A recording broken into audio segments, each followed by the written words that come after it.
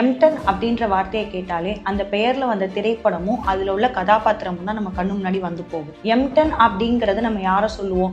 திறமையானவர், கண்டிப்பானவர், சாமர்த்தியமானவர், வில்லத்தனமுடையவர், இப்படி இருக்கிறவர் தான் நம்ம எம்டன் அப்படின்னு சொல்லி நினைச்சிட்டு இருக்கோம். ஆனா எம்டன் எப்படி பேச்சு வழக்குல வந்துச்சு அப்படின்னா, முதலாம் உலக போர்ல இந்தியாவும் பிரிட்டிஷ் கண்ட்ரோல்ல தான் இருந்துச்சு. அப்போ ஜெர்மனி மக்கள் ஜெர்மனில இருந்து ஒரு போர்க்கப்பலை உருவாக்கிட்டு வந்து சென்னை துறைமுகத்துக்கும் கொஞ்சம் முன்னாடியே தள்ளி நிப்பாட்டி அங்க இருந்து 130 குண்டுகள் சென்னைக்குள்ள வீசினாங்க. அப்படி வீசுறப்போ பல முக்கியமான பகுதிகள் சென்னையில தகர்த்தெறியப்பட்டது. இதை பார்த்து பிரிட்டிஷாலேயே எதுவுமே செய்ய முடியாம திகைச்சு போய் நின்னாங்க. சென்னை மக்களுமே ரொம்ப பதறி போய் இருந்தாங்க. அப்போ இவ்வளோ பெரிய பிரம்மாண்டமான கப்பலுக்கு அவங்க வச்ச பெயர் தான் எம்டன். அந்த கப்பலினுடைய திறமையினாலையும் சாமர்த்தியத்தாலையும் ஒரு கோபத்தின் வெளிப்பாடாகவும் அந்த பெயர் இருந்ததுனால அந்த பெயர் அப்படியே நம்ம மருவி பேச்சு வழக்குல யூஸ் பண்ண ஆரம்பிச்சோம். இது போன்ற சுவாரஸ்யமான தகவல்களுக்கு தமிழ் மையத்தோடு இணைந்திருக்கும்.